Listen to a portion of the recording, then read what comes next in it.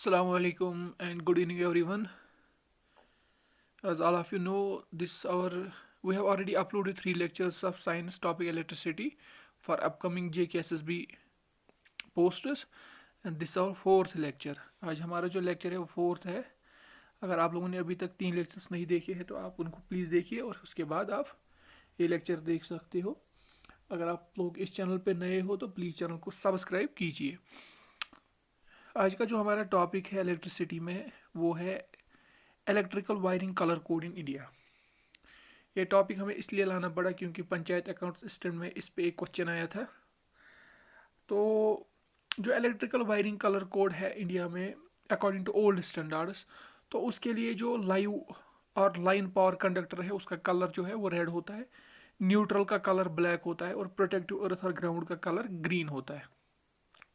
Live और line wire वो वाली वायर होती है अगर हमारे घर में कोई डिवाइस है, जो जो इलेक्ट्रिकल डिवाइस कोई भी हो जो इनपुट वायर हो जिससे करंट इस डिवाइस में इन हो रही हो, तो उसी को हम लाइव वायर कहते हैं.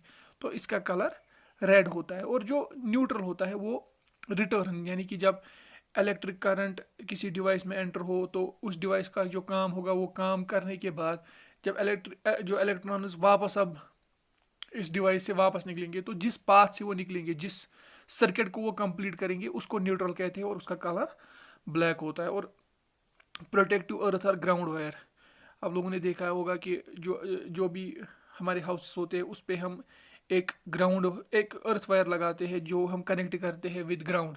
उससे क्या होता है, कभी लाइटनिंग वगैरह होती है तो ये एक जो हमारी वायर होती है तो ये इस लाइटनिंग में इलेक्ट्रॉन्स का पाथ बनता है टुवर्ड्स अर्थ.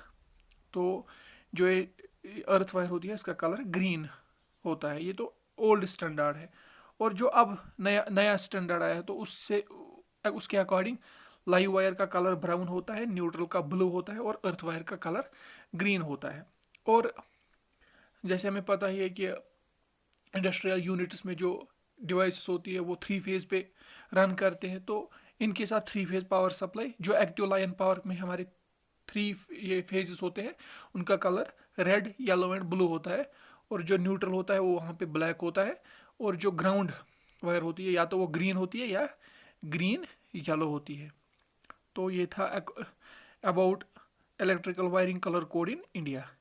इसके बाद कुछ पॉइंट्स आप लोगों को याद रखने हैं जो एनसीईआरटी से मैंने लिए हैं और एग्जाम्स में ये इन पे क्वेश्चंस आए हैं.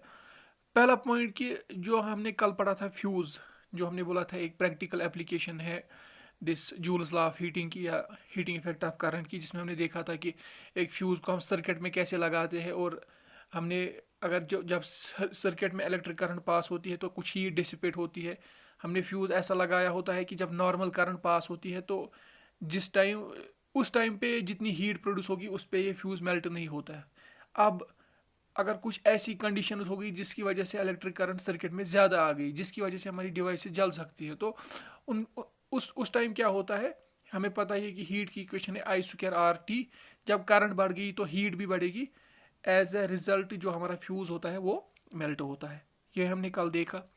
लेकिन आज के टाइम पे जो फ्यूजेस होते हैं उससे ज़्यादा हम प्रेफर एमसीबीज करते हैं, मिनिएचर सर्किट ब्रेकर्स. ये आप लोगों को पता ही होगा, हमारे घर में अवेलेबल होते हैं एमसीबीज. तो ये these are preferred over fuses. और जो फ्यूज़ होता है this is made up of metal और an alloy of aluminium, copper, iron और लेड. ये पॉइंट भी आप लोग याद रखोगे. और एक पॉइंट है कि जो फ्यूज़ होता है इसका जो मेल्टिंग पॉइंट होता है वो बहुत ही कम होता है. Fuse has a very low melting point but high electrical resistivity, लेकिन इसकी जो इलेक्ट्रिकल रेजिस्टिविटी होती है वो बहुत ही ज़्यादा होती है. ये भी आप लोग ये पॉइंट याद रखोगे. और एक पॉइंट, ये तो हमारा जो ये पॉइंट है ये तो जब हम मैग्नीफाइड ऑफ करंट टॉपिक उठाएंगे उसमें तो ये पॉइंट आएगा ही, लेकिन अभी के लिए फ़िलहाल आप लोग ये याद रखना कि Hans Christian Oersted was the first person who observe the deflection of compass needle due to electric current. यानी कि आप लोग सिंपल में इतना याद रखोगे कि जब इलेक्ट्रिक करंट पास होती है कंडक्टर के थ्रू, तो जिस कंडक्टर के थ्रू इलेक्ट्रिक करंट पास होगी इसके अराउंड मैग्नेटिक इफेक्ट प्रोड्यूस होता है. और इसको पहली बार देखा था हैंस क्रिश्चियन ऑरेस्टेड ने. तो आप लोग ये पॉइंट याद रखना कि मैग्नेटिक इफेक्ट ऑफ करंट को पहली बार किसने देखा था? क्रिश्चियन ओरेस्टेड ने। उसके बाद अगर आप देखोगे केमिकल इफेक्ट ऑफ करंट, तो इसको पहली बार देखा था विलियम निकोलसन ने। और जो ये क्वेश्चन, जो ये पॉइंट इससे पहले मैंने बोला क्रिश्चियन ओरेस्टेड, इस पे एमसीक्यू आया था। जो सब ऑर्डर का एग्जाम हुआ, सुपरवाइजर, जूनियर सुपरवाइजर सब ऑर्डर का एग्जाम जो हुआ लास्ट टाइम, उसमें ये क्वेश्चन आया था। और जो विलियम निकोलसन है, इसने केमिकल इफेक्ट ऑफ करंट को पहले देखा था। इसने क्या किया, इसने देखा कि इसने दो इलेक्ट्रोड्स लिए और उन इलेक्ट्रोड्स को इमर्स किया वाटर में। इलेक्ट्रोड्स आप लोगों को पता ही है कि इलेक्ट्रोड्स कंडक्टर्स होते हैं जो कंडक्ट कर सकते हैं इलेक्ट्रिसिटी को। और इसने यही किया, इसने दो इलेक्ट्रोड्स को, दो, एक सेकेंड यहाँ पे हम देखेंगे, दो इलेक्ट्रोड्स को इसने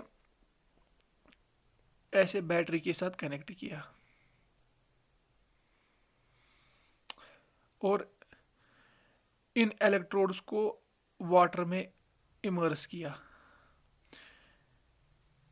हमारा जो इलेक्ट्रोड पॉजिटिव टर्मिनल के साथ कनेक्ट होता है और दूसरा होता है नेगेटिव। जो नेगेटिव के साथ कनेक्ट होता है इसको हम कैथोड बोलते हैं, इस इलेक्ट्रोड को।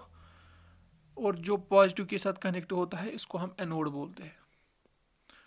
और इसने क्या देखा, इसने बोला, इसने जब इलेक्ट्रिक करंट को पास किया थ्रू इलेक्ट्रोड, जब इलेक्ट्रिक करंट को पास किया इन वाटर, तो उसने देखा कि जो वाटर मॉलिक्यूल है वो डिसोसिएट होता है और इन H पॉजिटिव एक तो हाइड्रोजन गैस निकलता है और ऑक्सीजन गैस निकलता है। और इसने देखा यही कि जो ऑक्सीजन गैस निकलता है, oxygen bubbles are produced at electrode connected to positive terminal. यानी कि जो ऑक्सीजन है ये पॉजिटिव टर्मिनल पे ये ऑक्सीजन बबल्स इसने देखा प्रोड्यूस होता है। और जो हाइड्रोजन बबल्स है इसने देखा ये कहाँ पे प्रोड्यूस होता है, ये उस इलेक्ट्रोड पे प्रोड्यूस होता है जो कनेक्टेड है टू पॉजिटिव, जो कनेक्टेड है टू नेगेटिव टर्मिनल, जिसको हम कैथोड भी बोलते हैं।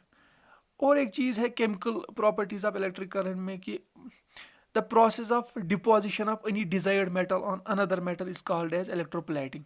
ये भी एक केमिकल प्रॉपर्टी है इलेक्ट्रिक करंट की, कि इससे क्या होता है कि अगर हम एक मेटल को डिपॉजिट कर पाएंगे due with the help of electricity, हम एक मेटल को डिपॉजिट कर पाएंगे दूसरे मेटल पे। और उसकी क्या ज़रूरत है, फॉर एग्जांपल हम क्रोमियम एक मेटल है, इसकी डिपॉजिशन हम दूसरे मेटल पे इसलिए करते हैं क्योंकि जो क्रोमियम होता है ये बहुत ही रेजिस्टेंस दिखाता है टू स्क्रैचेस। यानी कि स्क्रैचेस को ये रेजिस्टेंस बहुत ज़्यादा दिखाता है कि इस पर स्क्रैचेस नहीं लगते हैं। तो कोई हमारे पास कोई ऐसी चीज़ जिस पे हम चाहे कि इस पर स्क्रैचेस ना आए, तो उसको हम क्या करेंगे, कोट करेंगे विद क्रोमियम। ये भी कैसे होता है, with the help of this process called as electroplating. और ये क्या है, ये chemical property of electric current है। ये कुछ ऐसी टर्म्स थी जिनको यहाँ पे बोलना ज़रूरी था क्योंकि एनसीईआरटी में ये क्वेश्चंस, एनसीईआरटी में मैंने ये पॉइंट्स देखे और जेकेएसएसबी ने इन पे क्वेश्चंस पूछा है। उसके बाद अगर हम क्रक्स देखेंगे नटशेल में कि हमने पढ़ा क्या, अभी तक हमने इलेक्ट्रिक करंट पढ़ा जिसका यूनिट एम्पियर है, फिर हमने इलेक्ट्रिक पोटेंशियल पढ़ा जिसका यूनिट जूल पर कूलम और वोल्ट है, फिर हमने ओम्स लॉ पढ़ा, V is equal to IR, फिर हमने रेजिस्टेंस देखा इसका यूनिट ओम है, और फिर हमने देखा कि रेजिस्टेंस डिपेंडेंट है on length of the conductor, area of cross section, temperature, it varies with temperature and also depends upon the type of material. फिर हमने देखा कि रेजिस्टिविटी जिसका यूनिट ओम मीटर, फिर हमने देखा कंडक्टेंस जिसका यूनिट ओम इनवर्स, जिसका दूसरा नाम मो और साइमन्स है, और फिर हमने देखा कंडक्टिविटी जिसका unit ohm inverse metre inverse है, और फिर हमने देखा हीट डिसिपेटेड की इक्वेशन, फिर हमने देखी पावर की equation, power is equal to V into I, और फिर हमने देखी एनर्जी की equation, power into time. Heat का भी यूनिट जूल है और एनर्जी का भी यूनिट जूल है, क्योंकि हमें पता है कि हीट भी एनर्जी है, तो दोनों एनर्जी है, दोनों का यूनिट जूल है। और ये तो हमने अभी तक देखा। और एक चीज़ जो मुझे यहाँ पे बोलनी है कि जो हमने रेजिस्टिविटी पढ़ी थी जिसका यूनिट ओम मीटर है, तो एनसीईआरटी ने रेजिस्टिविटी में ये एनसीईआरटी पे है। आप लोगों को इसको याद नहीं रखना है, बस इतना देखना है कि जो सिल्वर है इसकी सबसे कम रेजिस्टिविटी है, दैट मीन्स ये सबसे ज़्यादा गुड कंडक्टर ऑफ इलेक्ट्रिसिटी होगा। ऐसे ही आप देखना फिर सिल्वर के बाद अच्छा कंडक्टर जो है वो कॉपर है, उसके बाद अल्मुनियम, ऐसे ही। और यहाँ पे आप लोगों को एक चीज़ याद रखना है कि यहाँ पे कुछ अलॉयज दिए हैं इन्होंने, तो इनको आप लोगों को देखना है कि जैसे निक्रोम है, इट्स एन अलॉय ऑफ निकल, क्रोमियम, मैग्नीज एंड आयरन। तो आप लोगों को इनको थोड़ा सा याद रखना होगा। इसी से हमारा जो इलेक्ट्रिसिटी का टॉपिक है वो कंप्लीट होता है। अभी भी अगर कोई पॉइंट अभी भी बचा होगा या मैं भूल गया होगा बोलना यहाँ पे, तो वो मैं देखूंगा। इसके बाद इस पे एक एमसीक्यूज़ का एक वीडियो आएगा, और उसके बाद हम बढ़ेंगे अपने दूसरे लेक्चर की, दूसरे टॉपिक की। और थैंक यू।